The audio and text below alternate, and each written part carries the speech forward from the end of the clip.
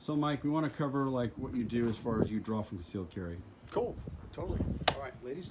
Okay, when we're drawing from concealment, a couple things that you need to be really conscious of. First of all is you got to have positive control of the garment until you have positive control of the gun. Okay? Right. Otherwise, you're going to be fumbling with the two of them. One will overlap, and then it causes a problem.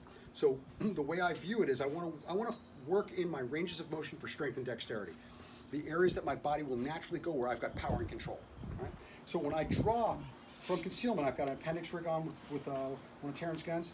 I'll reach down with the hand that's going to clear the garment, and I'll grasp that to gain positive control. As far as I am concerned, my thumb has to be on the opposite side. So when I reach down, I don't want to have my thumb on the same side as the rest of my fingers because I can lose the control of that garment. So from here, let's say I call it the Bed Bath & Beyond position, where I'm in Bed Bath & Beyond on the board. Okay, I'm going to go down, reach, thumbs on the opposite side. I'm doing effectively a bicep curl that comes up, and that garment clears the gun. My other hand grasps the pistol. When the pistol breaks the holster, that's when I release the garment, and they come together in the center of my body, and then I drive the gun straight out in my normal presentation, break my shot.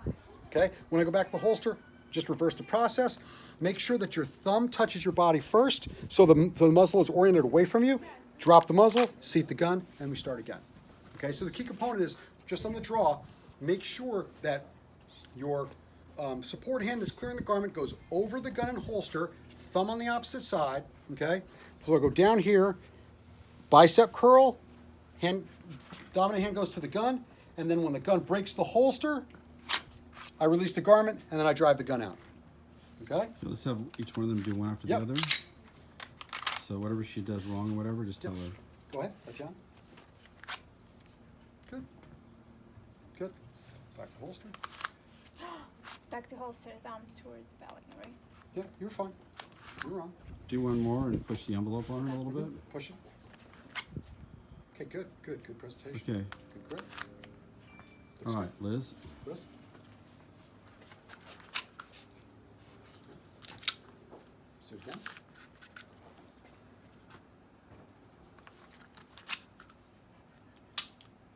Okay, do it again.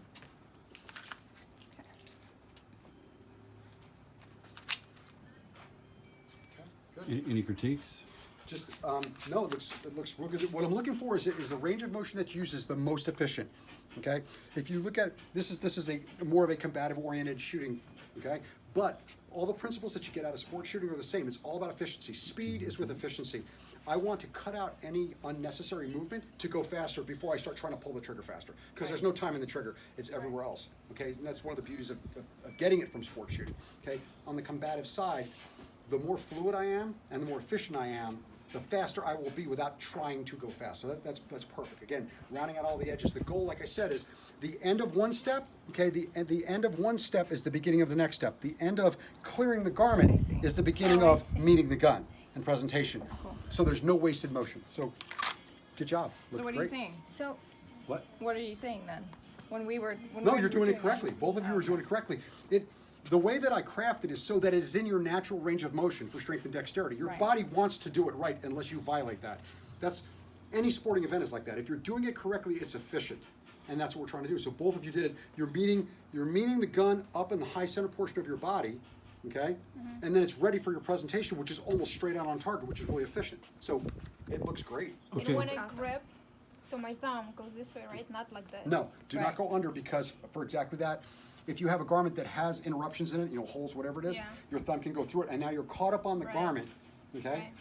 You want to grasp that and clear the gun so that your thumb doesn't get caught in it or the garment doesn't get caught on the gun. That's the key. There you Right, go. makes sense. Yeah, and Okay. then you don't release the garment until the gun breaks the holster, so you don't drop it back over.